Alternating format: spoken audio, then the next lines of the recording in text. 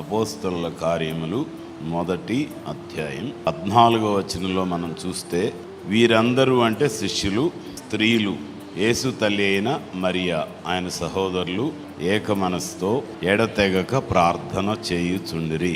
వారు 120 మంది ఉన్నారట అక్కడ కదా. ప్రార్థన చేస్తున్నప్పుడు పెంతెకొస్తు పండుగ దినం వచ్చినప్పుడు అందరూ ఒక చోట కూడి ఉండిరి.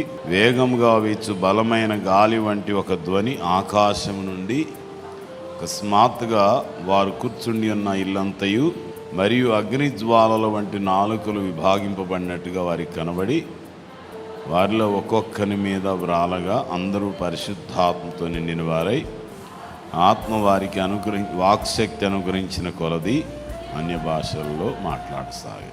సో దేవుని అగ్ని దిగి వచ్చి వారందరినీ తాకింది. దానికి ముందు వారు ఏం చేశారు? ఎడతెగక ఏక మనసుతో ప్రార్థన చేశారు.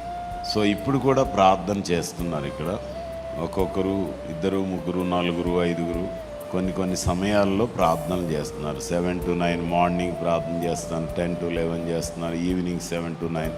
అంటే వారి అనుకూలతను బట్టి వారు వచ్చి దేవుని మందిరంలో ఉండి ప్రార్థన చేస్తున్నారు. దేవుని మందిరంలో ప్రార్థన చేశాం కాబట్టి ఇక పని అయిపోయింది అనుకోకుండా ఇంటి దగ్గర కూడా ప్రార్థన చేస్తున్నారు.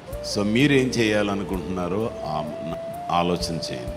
దేవుని మందిరానికి వచ్చి ప్రార్థన చేయడం అనేది చాలా మంచిది.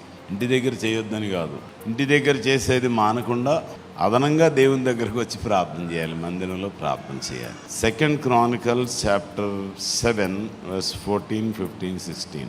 నా పేరు పెట్టబడిన నా జనులు తాము తగ్గించుకొని ప్రార్థన చేసి నన్ను వెదకి తమ చెడు మార్గములను విడిచిన ఎడల ఆకాశము నుండి నేను వారి ప్రార్థన విని వారి పాపమును క్షమించి వారి దేశమును స్వస్థపరచుదును. ఈ స్థలమందు చేయబడు ప్రార్థన మీద నా కనుదృష్టి నిలుచును, నా చెవులు దాన్ని, నా పేరు ఈ మందిరమునకు నిత్యము ఉండునట్లుగా నేను దాన్ని కోరుకొని పరిశుద్ధపరిచితిని. నా దృష్టియు నా మనస్సును నిత్యము దాని మీద ఉండును. హల్లెలూయా.